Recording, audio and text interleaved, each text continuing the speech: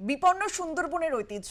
বনবেবী পালা শুধুই লোকনাট্য বা ধর্মীয় বিশ্বাস নয়, বরং জীবন সংগ্রামের সাহস ও আত্মবিশ্বাসের প্রতীক বলে মনে করেন শিল্পীরা।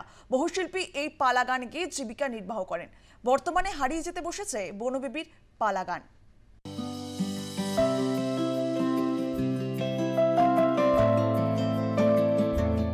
সুন্দরবনের প্রত্যন্ত এলাকার অধিকাংশ মৎস্যজীবীরা বনবেবীকে ধ্যানজ্ঞান মনে করেন। বাঘের ভয়, নদীর জোয়ার, বনজীবনের কঠিন বাস্তবতায় মানুষ বনবেবীর নামেই খুঁজে পান রক্ষা ও আশ্রয়। সুন্দরবনে প্রতি বছর মহাসমারোহে পালিত হয় বনবেবীর উৎসব।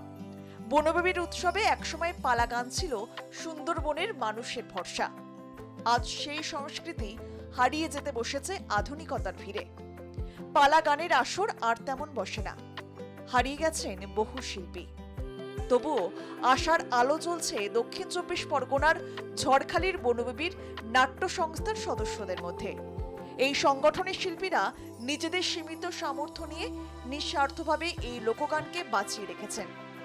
গ্রামের মাঠে, নদীর পাড়ে কিংবা উৎসবের মঞ্চে তারা এখনো গেয়ে চলেছেন বনবেবীর গান। এই সংস্থার প্রচেষ্টা শুধু একটি শিল্প রক্ষার চেষ্টা নয়, ঐতিহ্য, ইতিহাস এবং সুন্দরবনের সংস্কৃতি টিকিয়ে রাখার লড়াই। আমি এই দুঃখে যাত্রার ভূমিকায় আজকে আমি ধনার অভিনয় করে থাকি।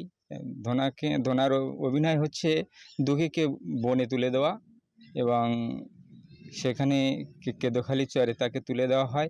মায়ের কাছ থেকে বিভিন্ন প্রবঞ্চনায় তাকে ভুলিয়ে নিয়ে জঙ্গলে তুলে দেওয়া হয় এবং সে বাঘের কবলে পড়ে এবং সেখানে মা বনবেবী তাকে উদ্ধার করে। আমরা মূলত প্রতি বছর আমাদের যে মেলাটা হয় বনবেবী মেলা, সে মেলা প্রতি বছরই আমাদের এখানে মাঘ মাসের পয়লা থেকে শুরু হয়। বনবেবী পুজো উপলক্ষে আমরা 7 দিন বা 5 দিনের মেলা করি।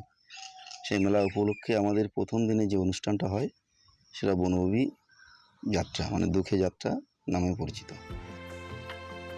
দক্ষিণ ২৪ পরগনা থেকে বিশ্বজিৎ নস্করের রিপোর্ট, আর প্লাস নিউজ।